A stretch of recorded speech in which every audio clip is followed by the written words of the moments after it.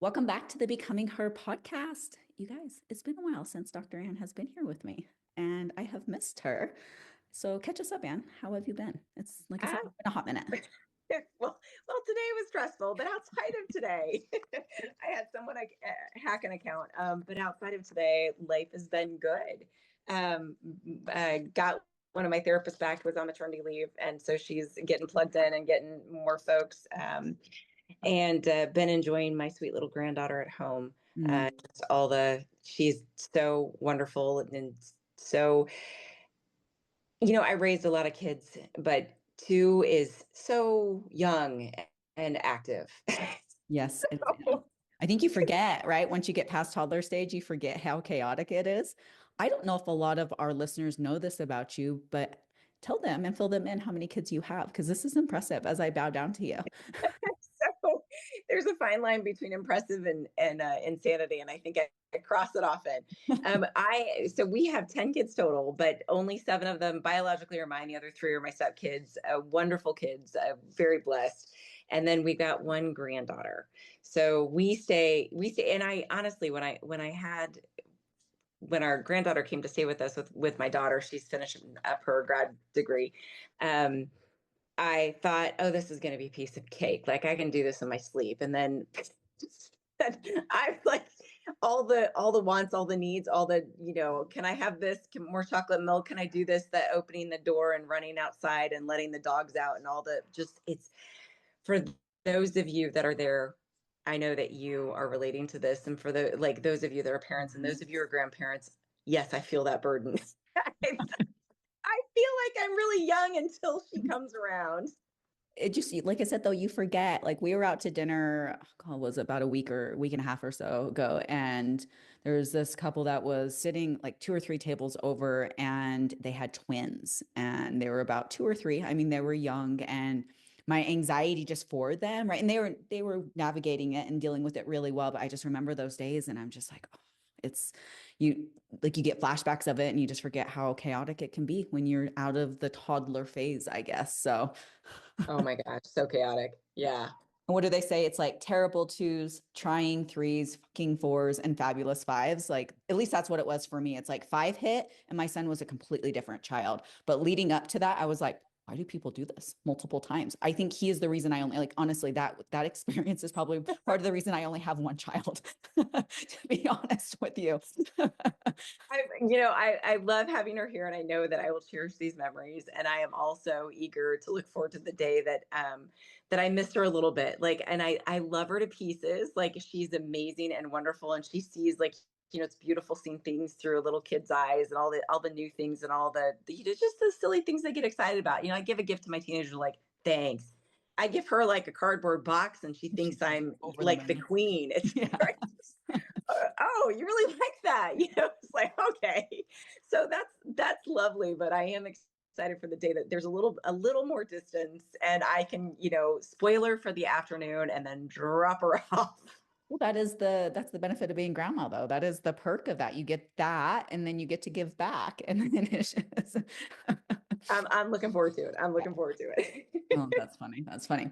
Well, today, you guys, we have a pretty, you can thank Dr. Ann for this. She came up with a pretty unique title, but from fork to fumble, navigating food culture and the it factor that can come with that. And this is something that I know for a fact every single person listening to this has probably struggled with, in and around something that has to do with upholding boundaries when it comes to just diet culture and just culture around food in general and how to navigate that. And I know you have a lot to say about this just because this is something that you work really closely with your patients. And I'm just kind of piggyback off of some of the things that you have to say.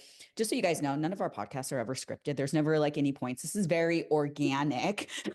When we have these conversations, that's kind of part of what this podcast is. We want you to feel like you're like sitting in the living room and having a glass of wine with us. And it's just, like I said, organic. But I would love to hear your thoughts on this. And like I said, I would love to piggyback because I've worked through this with obviously multiple clients as well, but this is something that I know you deal with day in and day out.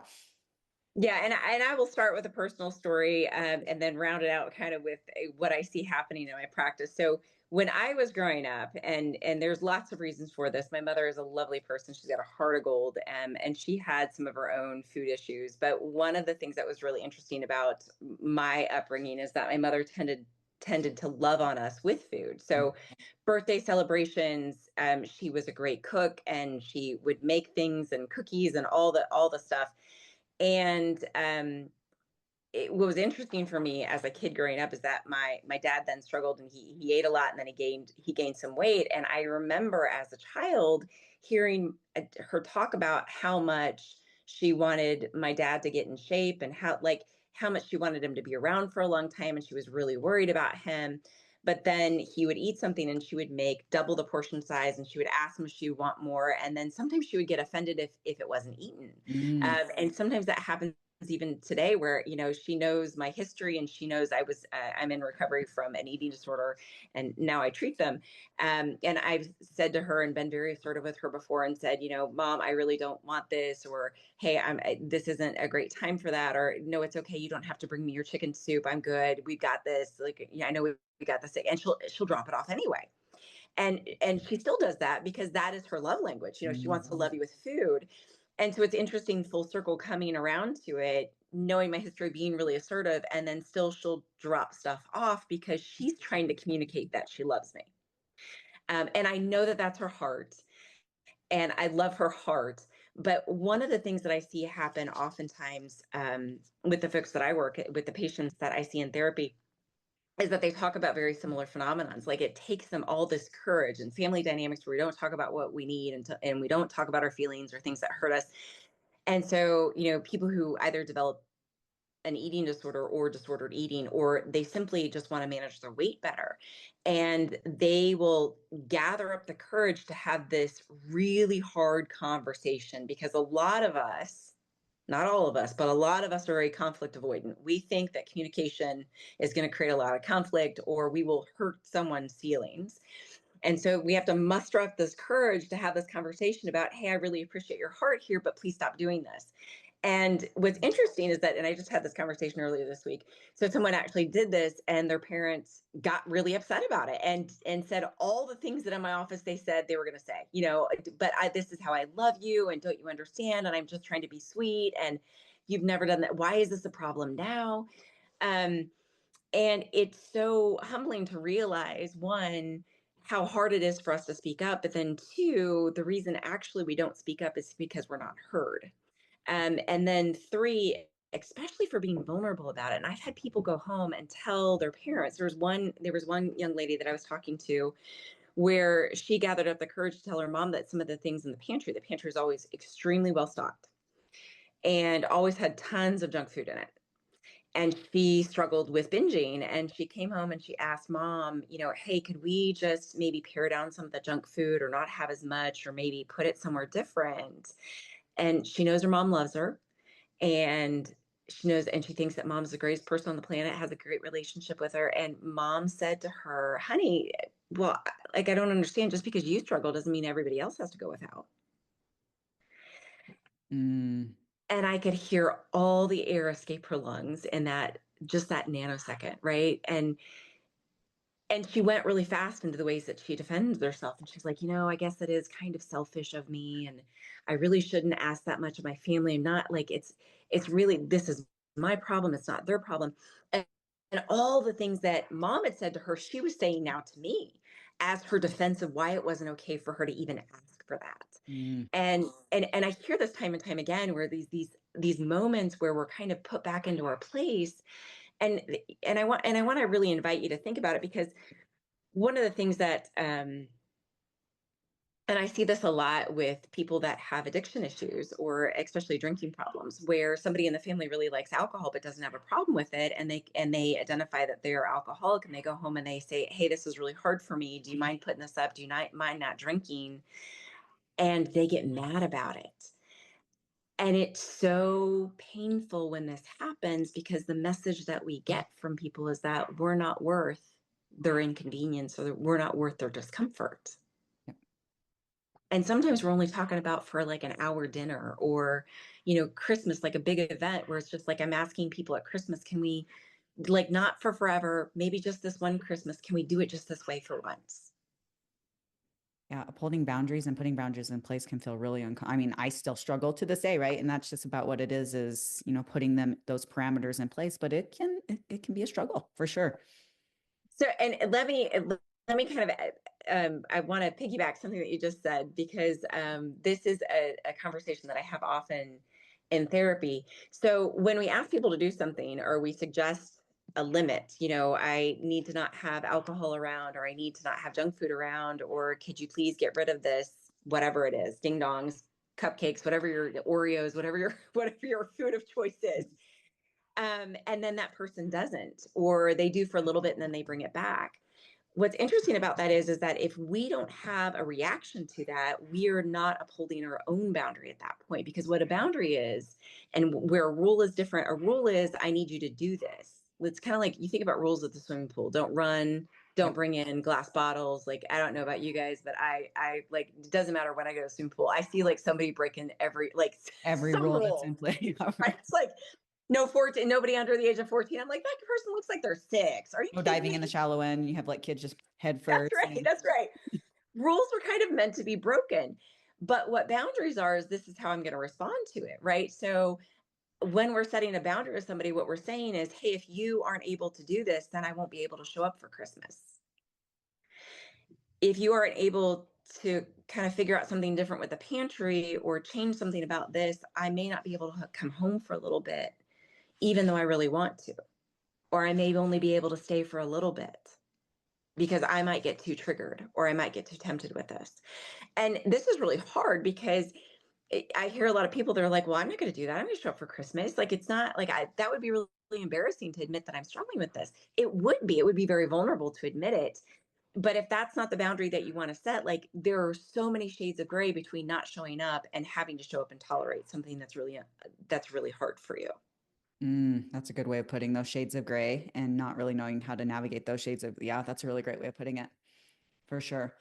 And sometimes what I encourage people to do is even just be able to talk with people about it. Like, hey, listen, I get it. You want to drink, you want to have this food out. This is really super hard for me. That's not about you. But I'm going to have to leave in 30 minutes because this is super hard. And that is an honest and very vulnerable conversation. And if that's too vulnerable for you, especially, like if it's a work function, you're like, I don't want to admit that I struggle with food at a work function. That's fine. You can just say, I'm only going to be here for 30 minutes. Yeah, for sure. I deal with this a lot with clients, particularly when you start a new journey and you start to become more mindful of just food selections and all of these things. And things slightly shift in and around, maybe date nights and girls' night out. It's not that you don't enjoy, but you make different selections and, you just learn to navigate those situations differently. And I hear it often. It's like, well, I went out with my girlfriends and they don't quite understand. And it's like, well, it's just a cookie. What's the big deal? So I have a few bites of the cookie and then that triggers right? Like it was just a cookie and then it ended up being the ice cream too. And then I had the ice cream. So it ended up being that glass of wine or, the margarita after. And I wanted to enjoy the girls' night. And so what would you say to that triggering effect? Because I know that this is something for a lot of people. Again, it's that boundary that yet they've put up there and they put it out there, but I think it's the perception of how people perceive them, which Yep. it's not, you know what I mean? And so I would love to hear your thoughts on that. Well, first and foremost, those of us that are people pleasers are going to fall guilty to this one, right? So if somebody brings us something that we've I like my mother, lover, she'll bring me something that I've specifically asked for her not to bring, and that she feels really hurt when I don't want to eat it, even though I said I don't want to eat it. Well, what's interesting about this is that when we go ahead and eat this, and I used to do this for literally decades of my life, where I would just go ahead and like suck it up, right? Regardless of whether or not it was triggering for me, regardless of whether or not it was hard, because it was ironically for me at that moment more important for me to take care of her feelings than it was for me to respect what I needed. And one of the hardest parts of that is that you will never have change if that's what you keep doing with people. Mm-hmm. So if you keep saying I can't do this and then you keep doing it, your actions are actually denying what your words are saying. Mm-hmm. And so when you do that, you're communicating to the person, this is fine. See, I can do this. See, it's not that big of a deal. Yep. And they contextually, they don't understand this. However, if somebody drops something off that you've asked for them not to drop off, and we can say it with the most sincere and love in our statements, we can say, I know that you meant well. I know that you love me. I know it's my favorite dessert.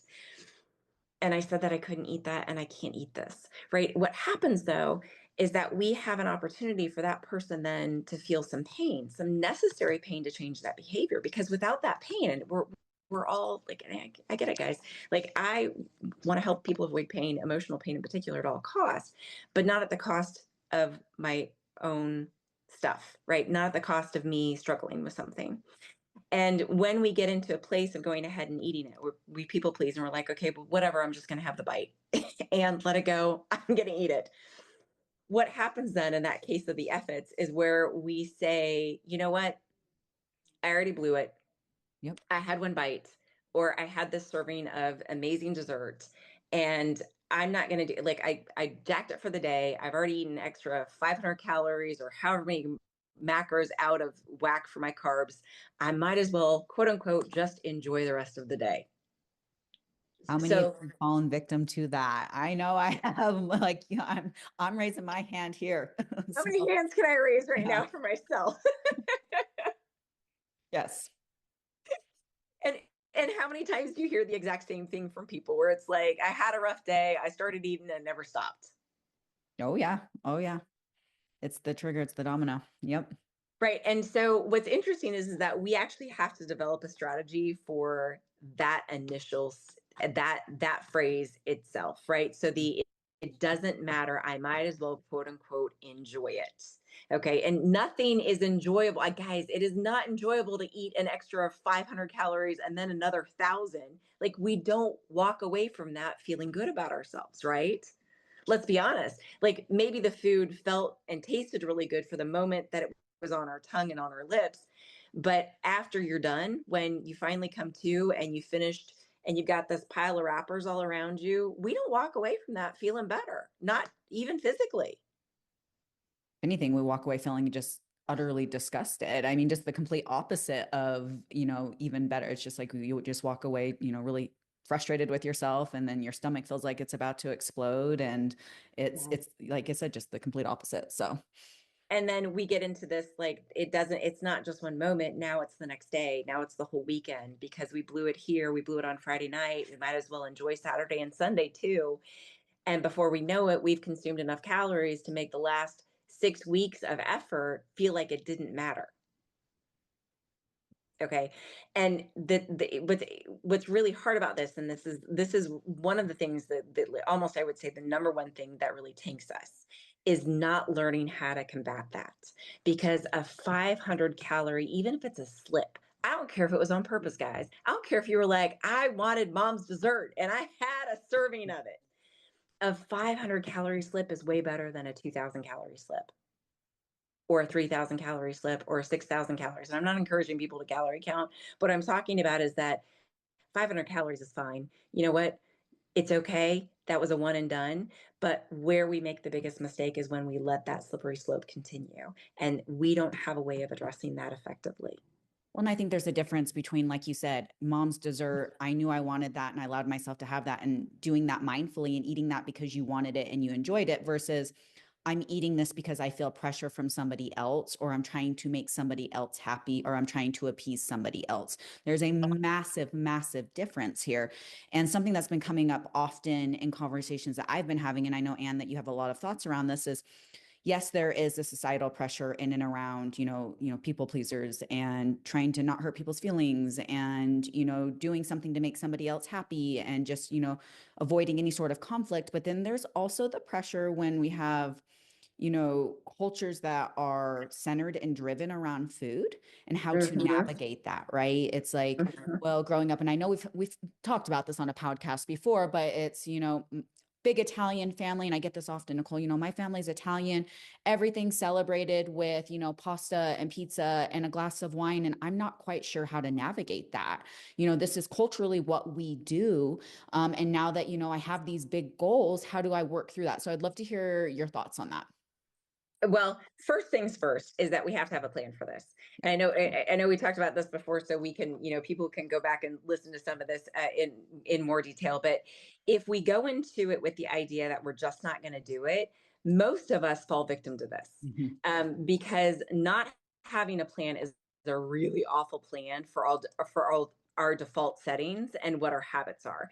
And so if we go into it going, you know what, this time I'm going to be better. This time I'm going to stop when I'm full, but we don't have any criteria or, again, boundaries. Here's the word, right? We don't have any boundaries for what that's going to look like or what we're going to do instead when we want to keep eating, right? So I'm real big with saying positive behaviors over negative behaviors. Mhm. Negative behaviors are, I'm just not going to do this, whereas a positive behavior is, I'm going to do this instead. So I'm going to eat a plate and go for a walk. Mhm.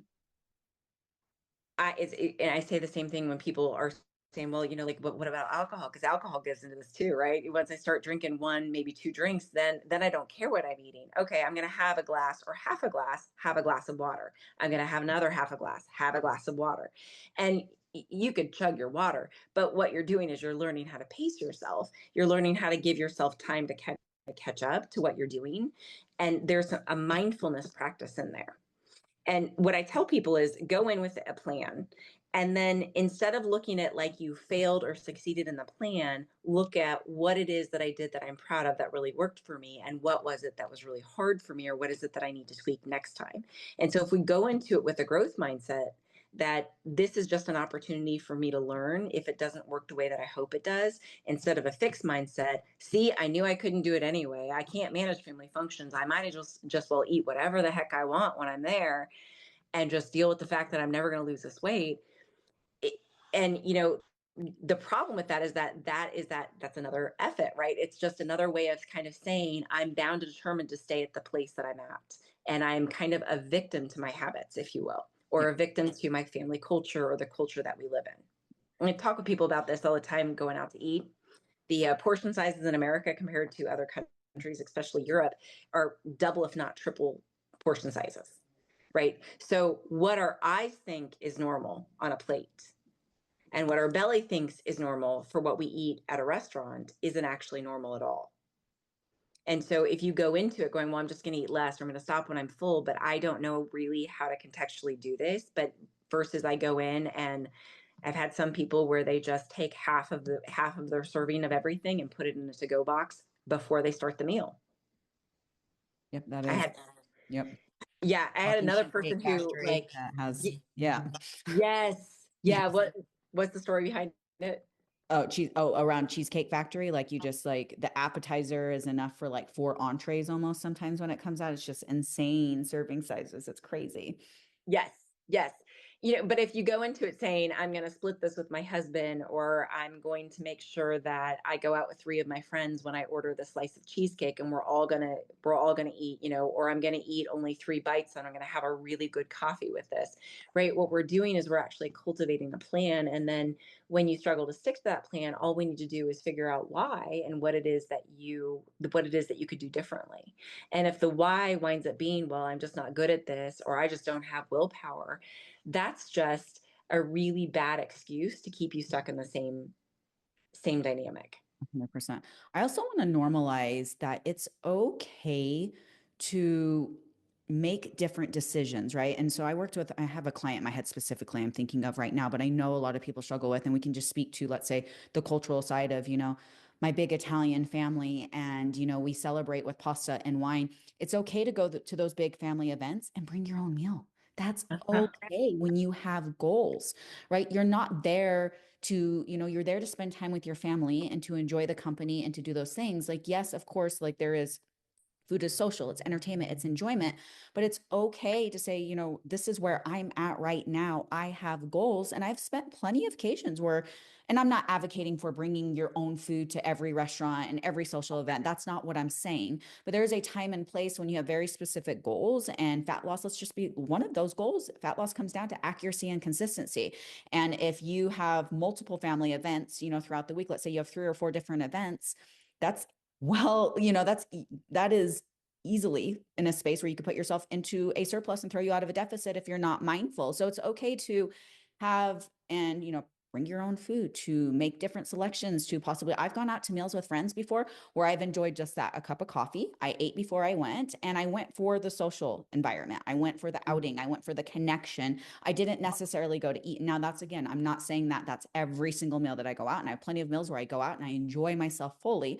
But I'm just saying it's okay to prioritize your goals in different spaces of where you're at versus where maybe your family's at or your friends are at, and own those and be okay with that. And I think that that's something that a lot of people struggle with. And there's a lot of mentality, and I'd love for you, Anne, to chime in on this because I know you work with a lot of people struggling with, disordered eating, eating disorders of, well, I bring my own food and then that quote unquote means that, you know what I mean, I have disordered eating, and I don't want them to think. And so I think that there's a perception of when you prioritize your goals that, it can turn into the extremes. And I would like to normalize this a little bit more because, again, like I said, I think that it's something that has a lot of negative stigma around, and it doesn't have to be that way. Yeah, let me address something really quickly. The I don't want other people to think XYZ. We have over, it was something like 70,000 unprompted thoughts a day. I don't know what the exact number is, but it's a lot. Okay. And I don't know about you, but I know that myself, I can have negative thoughts about every single family member that I love dearly. There are moments in my head, I'm so grateful that I don't say things out loud, but there are moments in my head, where I think, are you really wearing that? Right. Or, damn, it's a rough day for you today. And this inner judgmental person, like, guys, I swear I'm a very compassionate therapist, but this inner judgmental person kind of like flares up, and I'm like, who the hell was that? Like, that's not me. I love that you um just admitted this because I don't think 98% of people would, but we all know that we do it. We all know that we do it. And I love that you just brought that to surface. and what's interesting about this is that I don't control those thoughts. I'm not on purpose trying to think awful things about my husband or my kids or my granddaughter or my dogs. It just kind of randomly pops up, and I put it back in its place. And I'm like, every now and then I'm like, yeah. And then other times I'm like, would you, oh, like, that's awful. Right. I like get this inner mom in my head even. But what's interesting about this is so, like, we can't control our own stinking what makes us think that we're going to control someone else's thoughts Mhm. even better. Like, so, okay, maybe they think that you're weird. Okay. Do you ever think people are weird? Right. Do you ever, like, and if you had something like, diabetes, and you weren't sure what was going to be served, and so you wanted to be safe so that you could enjoy people, would you feel bad about that? Would you argue about that with people? Do you think that people would? And if they did, does that really say something about you, or does that say something about them? 100%. That's where I wanted to go. It's like, is this really a reflection of you, or is this really a reflection of them and their own insecurities if they feel the need to have to comment because you're bringing your own food, or, you get off, now, here you go again, another diet, Nicole, like, or whatever the case may be of whatever commentary tends to come up from people when they want to pass judgment, always jokingly, right? It's never serious. So ha ha ha. But of course it comes across of you like when you take it in, you have a hard time not taking it personally, but it's 1,000% a them thing when it comes across, or when they choose to speak up opposed to it being a you thing. Yeah. Now, if you're going in and bringing your own meal, and it's like egg whites and a gallon of mustard, we're going to talk about disordered eating. That has been. I've seen people that have done things like that. If you're going in and you're saying, you know what, this is just an event that's really hard for me. There's a lot of food here that is just super hard that I am just going to keep eating if I start, and I don't want to get started. We can talk about those limits, or we can simply say, you know what, I have some dietary restrictions right now. But one of the things that I want to talk about, that I think is really profound, is that you aren't going to look different from America and typical Americans. And I don't know what the current statistics are, but we have an obesity epidemic going on. We aren't going to look like the standard Americans if you continue to eat like the standard American. Yep. And if we allow people to belittle us, effectively shame us, and shame lives inside of us, so no one can actually shame another adult, but we can feel it. They can push our buttons. But if you allow someone to dictate how you respond around them because they feel uncomfortable with how you're showing up, you aren't going to be able to change that, Yep. because you cannot navigate this world and look like a typical American eating and look different than a typical American. Mm-hmm.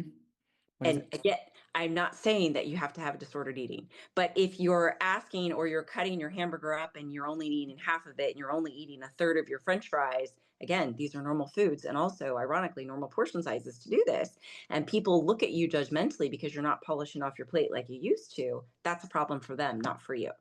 standard American diet. I call it the SAD diet, which tends to be 85% processed foods opposed to 85% whole foods, right? And of course, that looks differently when you are the one that's bringing in, maybe a steak and some sweet potatoes and a side of broccoli with some avocado or whatever the case may be. And somebody else is choosing a burger and a French fries and the chicken wings or insert whatever it is, right? And there is a lot of, like you said, that looks different. And if you don't want to be a part of the culture where it's a completely different culture here in America than it is anywhere else, I feel like, when it comes to like not just portion sizes, but the foods that we normalize.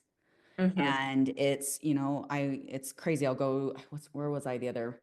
I had a super early appointment the other day. No, it was today. Oh my gosh, my dentist appointment. It was today, not even the other day. I'm like, Right. okay. And I had to stop at the gas station and I ran in to grab my energy drink for later on today because I knew I was going to be busy today and I give myself a few energy drinks a week.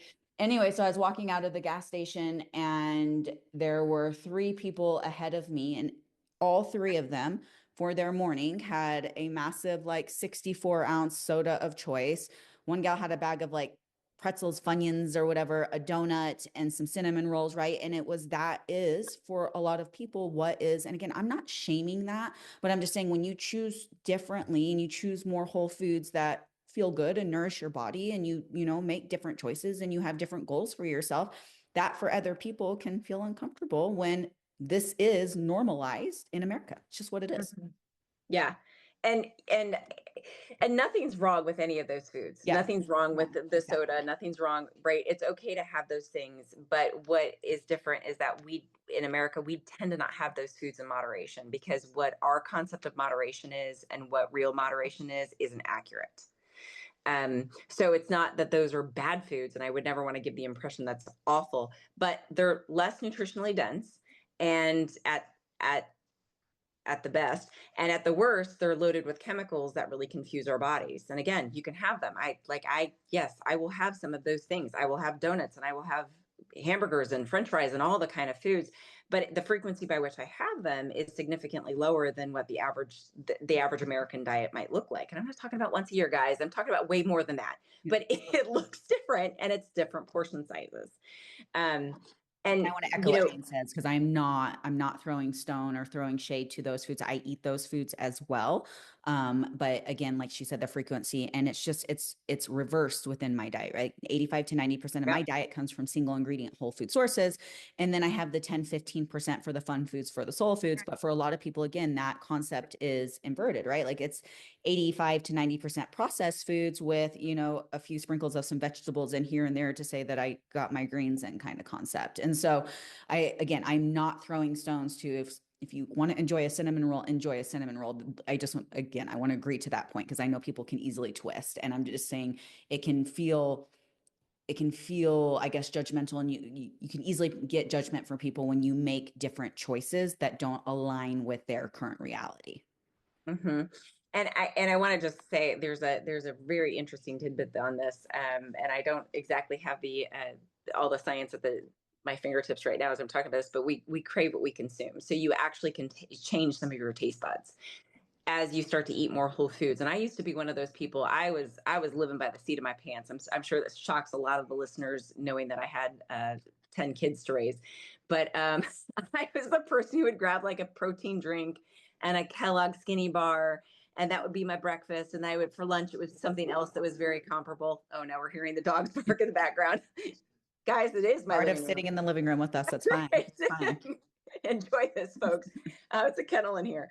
But I was one of those people, and it was really hard for me because I that's what I would crave. I'd wake up in the morning, I'd have a Starbucks latte, nothing wrong with Starbucks, but I would have them on almost a daily basis. And so, and it, I mean, it seemed to work okay for me in my 30s. It worked a lot less effectively the older I got.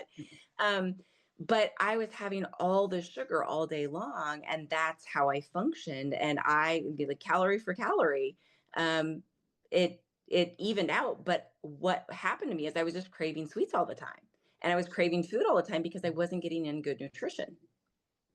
1,000%. The makeup of your nutrition directly impacts, I mean, how your body looks, how your body feels, how your body operates, your energy. I mean, there is a massive difference between 80% processed sources versus 80% whole foods and protein and fiber and getting in enough. And it's so true because I mean, how many times do you go on vacation? And I don't know about you, Em, but by the time I am done with vacation, I'm like, if I have to eat another meal out, if I have to eat another restaurant cooked meal that isn't prepared by me, like I just want to get home and I want bland chicken and I want broccoli and I want a baked potato. Like I just want that normal food because you just like it is, you do crave what you consume. And there's definitely a big piece to that for sure.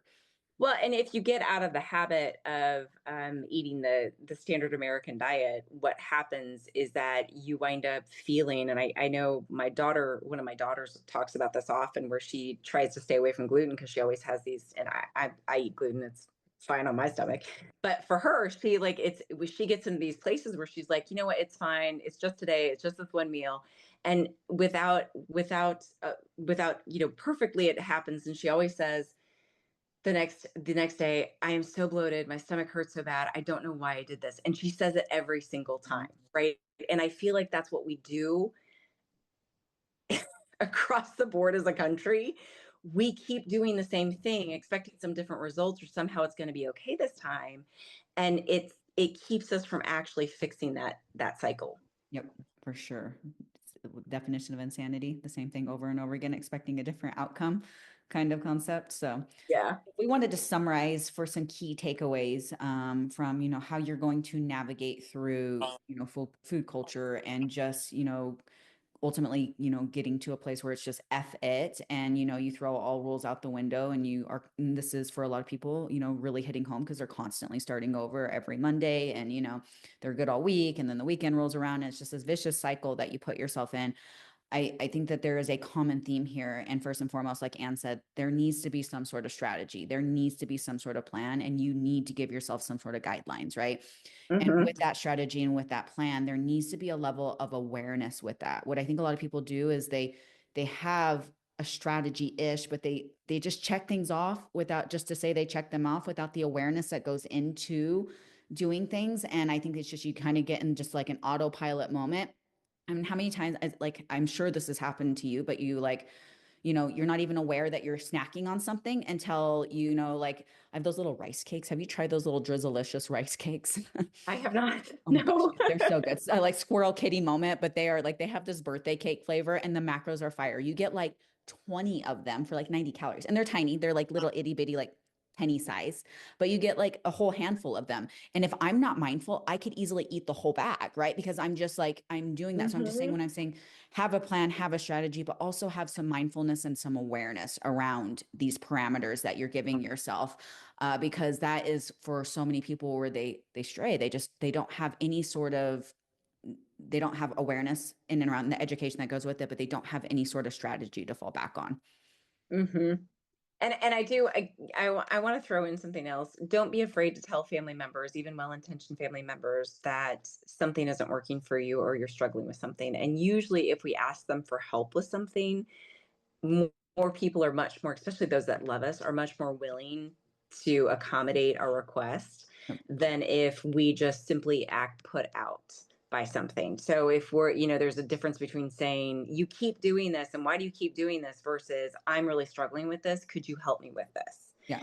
Um, and then if they do it anyway, it's not your job to manage their feelings. You don't have to be rude about it, but you can let them know that you asked for that not to happen. And then kind of let the consequence happen for them, which is that they brought you something then that you're not going to consume. 1,000%. I think there's a space of, like Anne said, getting vulnerable, and even approaching the conversation this way. I feel very vulnerable even bringing this up. I know food and cooking is your love language. I have some pretty lofty goals right now I set out for myself. Would it be possible to make sure that we have a protein source and a fiber source at this meal kind of concept, right? And just speaking your needs and putting that out there. And if that's not the case and it's not on the menu, being able to plan around that. And like I said, normalizing it's okay from certain time to maybe bring in your own food, or it's okay to enjoy somebody's company without even eating, right? Like if you eat Mm-hmm. beforehand or have plans to eat after the fact, those things are okay. And we need to take, I think, the guilt and embarrassment and shame out of that. Yep, absolutely. Yep. Couldn't have said it better. Any other final thoughts or just Keep going. Guys, don't let one bad moment derail you for a weekend or a day. One bad moment is just one bad moment. I love that. Yeah, I do. And I think that this is when you start to become mindful of why you are in a place where you're starting over every single Monday, then we can take action, right? But that again, that's going to take some clarity as to what is keeping you stuck and like in this vicious cycle to begin with. So, and thank you. Like I said, I've missed you. It's been a while. Thanks Yes. for connecting. And as always, you guys, if you guys find value, a 5-star review is more than we could ask. Any sort of feedback, comments, shares, tags in social media is, I mean, I'm never going to complain about them. So I appreciate it all. And we will see you guys in the next episode. Ciao. If this is helpful, give me a like, follow me, or subscribe for more.